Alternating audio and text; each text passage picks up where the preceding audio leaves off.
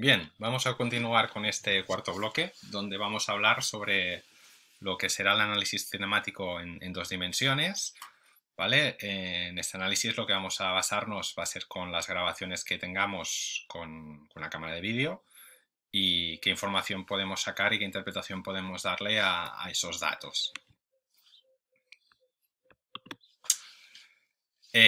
Cuando nosotros normalmente utilizamos esas cámaras de vídeo para grabar a nuestros pacientes, ¿vale? Tenemos que tener diferentes consideraciones, ¿no? Por un lado, acordaros de que podemos grabar en HD, ¿no? En alta definición, pues una herramienta pues muy vistosa e interesante en cuanto que vamos a tener una imagen muy bien definida, pero vamos a tener un coste grande de almacenaje de datos, vamos a tener muchos datos en cada paciente y no es una cosa tan imprescindible en ese sentido.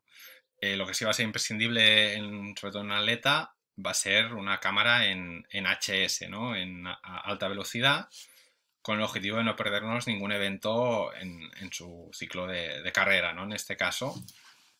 Ten en cuenta también, a la hora de que hagamos esa grabación a alta velocidad, ten en cuenta la disposición de esas cámaras, ¿no? Lo que es el foco donde centramos nosotros esa cámara. Es diferente centrar el foco, por ejemplo, aquí que vemos en plano sagital en la rodilla, donde vamos a tener una angulación alrededor de la rodilla mucho más fiable dentro de que es un análisis 2D que lo que pueda ser tronco o lo que pueda ser pie. O si nosotros enfocásemos a nivel de cadera, pues tendríamos esa estructura mucho más fidelizada en ese plano concreto, ¿no? Ya digo, con las limitaciones que supone.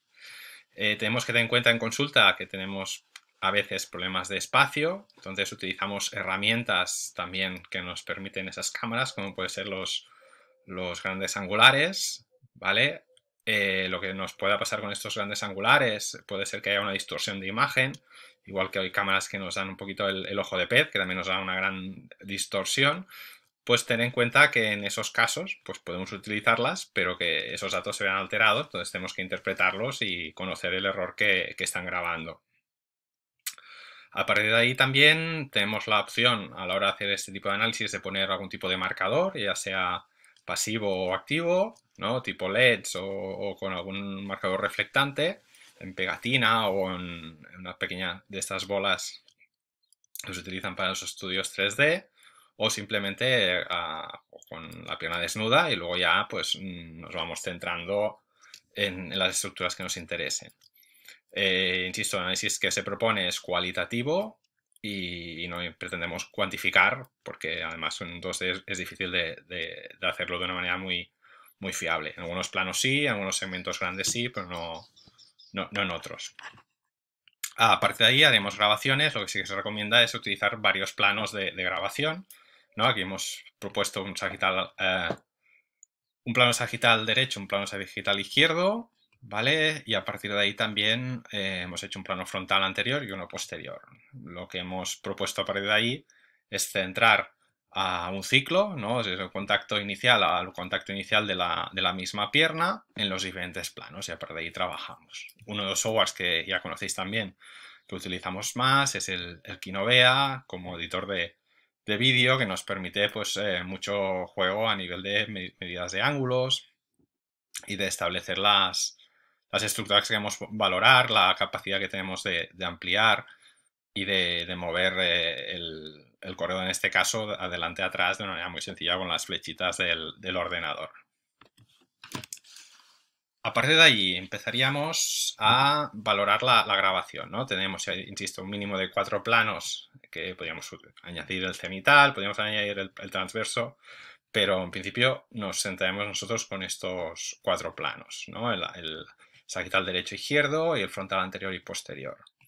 Lo primero que haremos es determinar, pues, en este caso, 6 eventos que queremos valorar nosotros la carrera, ¿no? 6 eventos que, como recordaréis, tenemos un primer evento de contacto inicial, donde situaremos en este caso hemos empezado con la pierna derecha, pues el corredor en ese contacto inicial y a partir de ahí tendríamos definido ese primer evento, ¿vale? Y estudiaríamos los diferentes segmentos como vamos a recordar a continuación. El segundo evento que valoraríamos sería una fase de apoyo medio, ¿vale? En este caso hemos pasado de ese contacto inicial, pues en este caso la definiremos como en el momento en que el centro de gravedad o la rodilla en este caso está en máxima flexión, ¿no? Cuando el centro de gravedad está encima del pie justamente. El centro de masas, perdón. A partir de ahí, ¿qué tendríamos allí?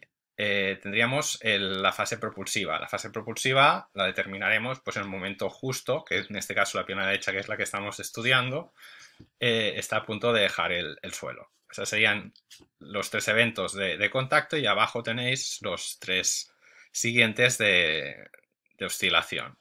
¿Qué correspondían estos eventos de oscilación? Pues el primero, el máximo punto donde el talón está levantado, ¿vale? Que sería la oscilación inicial. El otro evento correspondería a la máxima adelantado de la rodilla, ¿no? La posición máxima adelantada de la rodilla sería la oscilación media. Y por último tendríamos la parte más adelantada del pie de estudio, que sería la oscilación final, ¿no? Entonces aquí tendríamos el compuesto de esos 6 eventos que en cada plano vamos a parar al sujeto en cuestión y analizar qué es lo que está sucediendo para que nos pueda servir de herramienta estructurada, ¿no? De detección de alteraciones o anormalidades. Pues empezaríamos por el primer evento, como decíamos, un segmento que podemos analizar de una manera muy sencilla, un elemento que podemos analizar de una manera muy sencilla es ver ese contacto inicial, aunque ya veíamos el otro día que tenemos otras herramientas que también nos lo van a cuantificar y a medir, pues aquí con nivel cualitativo podemos ver si es antepié, medio pie, retropié, ¿vale? Sería la primera cosa que podemos valorar en este contacto inicial que habríamos seleccionado en este evento. El siguiente elemento el segmento que vamos a valorar va a ser la articulación de la cadera. ¿Qué podemos valorar en esa articulación? Pues en este primer momento consideraríamos que tenemos que tener sobre unos 15-25 grados de flexión de cadera, ¿vale? Estamos en una fase amortiguadora, nos interesa esa flexión más o menos en este rango, ya digo, de 15 a 25. Aquí en el sujeto de ejemplo vemos que está 23, estaríamos dentro de la normalidad. Consideramos respecto a la vertical el grado de flexión que tenemos, ¿no? La vertical sería 0, 23 serían pues 23 grados de flexión de la bisectriz del muslo, que la corresponderíamos a nivel de lo que sería la cadera, ¿no? Pondríamos el eje a nivel de trocánter y la bisectriz del muslo, la bisectriz lateral, respecto a la vertical. El siguiente segmento que tendríamos aquí sería el segmento de la rodilla. Ese segmento pondríamos la bisectriz, por un lado pondríamos el centro de la articulación lateral de la rodilla como vértice del goniómetro y luego utilizaríamos la bisectriz del muslo y la bisectriz de la pierna, ¿vale? Aquí vemos que no tenemos 159 grados, 180 sería 0, ¿no? Sería la extensión, todo lo que sería menos esos 180 pues tendríamos el grado de flexión. Tenemos aquí, si restamos unos 21 grados de flexión, tendríamos que estar sobre 15-25 grados como de normalidad, con lo cual también le daríamos pues esa pequeña capacidad que tenemos de amortiguar ese contacto inicial totalmente normalizada. Otro segmento que tenemos a valorar, que nos es interesante porque nos da información de las fuerzas anteroposteriores.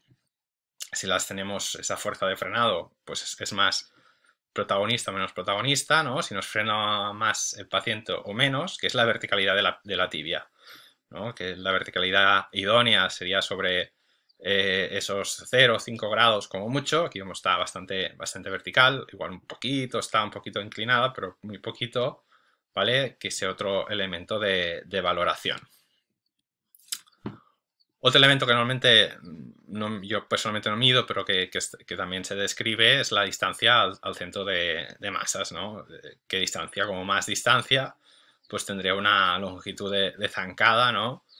Una cantidad de pierna tirada para adelante igual excesiva, ¿no? Para ese contacto inicial. En las estructuras habitualmente las veríamos mucho más extendidas, ¿no? Tanto cadera, rodilla como tobillo.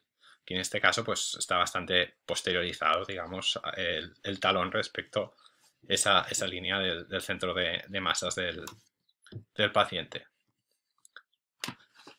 Yendo a ese mismo contacto inicial, pondríamos la situación del paciente en plano frontal anterior y posterior en la misma situación, y lo que vendríamos a medir aquí serían los diferentes segmentos. Por un lado, a nivel de la espalda, ¿no? Tendríamos que tener un grado de neutralidad de lo que sería la cintura escapular respecto a la cervical, y también paralela respecto al suelo con la cintura pélvica. Aquí vemos que se cumple bastante bien.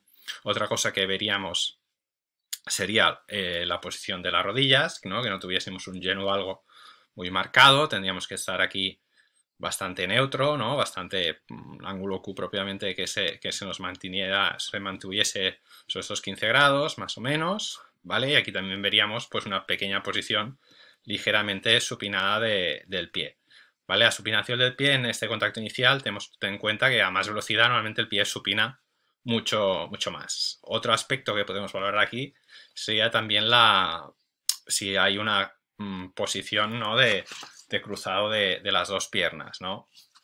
Si hay un overlapping, pues aquí lo podríamos visualizar en este evento.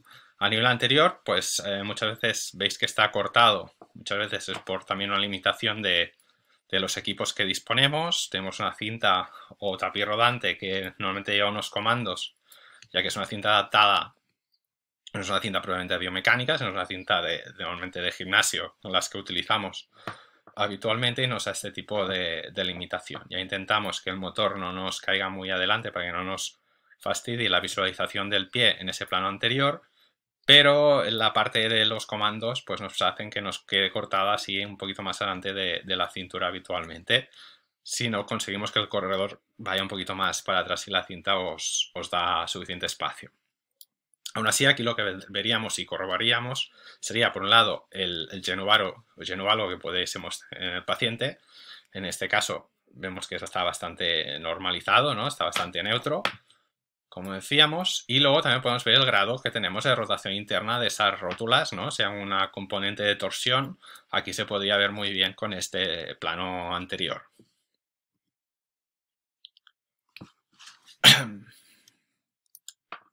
Como resumen, ¿no? Tendríamos pues esos puntos de valoración que hemos ido comentando en este contacto inicial, ¿no? Tendríamos la flexión de la cadera, flexión de rodilla, giración de tibia y la distancia que hemos dicho al centro de gravedad. Y luego tendríamos, por otro lado, las dos visualizaciones de los dos planos anteriores y posteriores. Iríamos al siguiente evento, ¿vale? Lo que sería el apoyo medio, el momento de máxima absorción, y aquí básicamente tenemos que tener nuestro paciente justo debajo de su pie de contacto, ¿vale? Y en ese aspecto tenemos que tener en cuenta que la rodilla, ese segmento, va a ser básicamente el que nos vamos a fijar. Tenemos que tener un grado de flexión, ¿no? Estamos en la fase de amortiguación, de máxima amortiguación, ¿no? Que hemos dicho también que se puede llamar a esta fase, y tenemos que tener sobre unos 35 o 45 grados de flexión de esta rodilla. Si nosotros a los 180 que decíamos, ¿no? A los 180 0 grados, que sería la extensión máxima de esta rodilla, le restamos 131, nos viene a dar unos 49 grados de flexión. Sería un poquito más flexionado normal, ¿no? Entendiendo que estaríamos 75-45 grados de normal, y en este caso aquí tenemos una pequeña flexión de más. Como más flexionado esté el paciente, una cosa que nos puede pasar es que luego, después de esta caída, le cueste mucho más salir de esa posición tan flexionada. Es decir, ¿nos va bien que nos amortigue? Sí, pues si nos amortigua demasiado, luego va a tener que realizar mucho trabajo para salir de esta situación.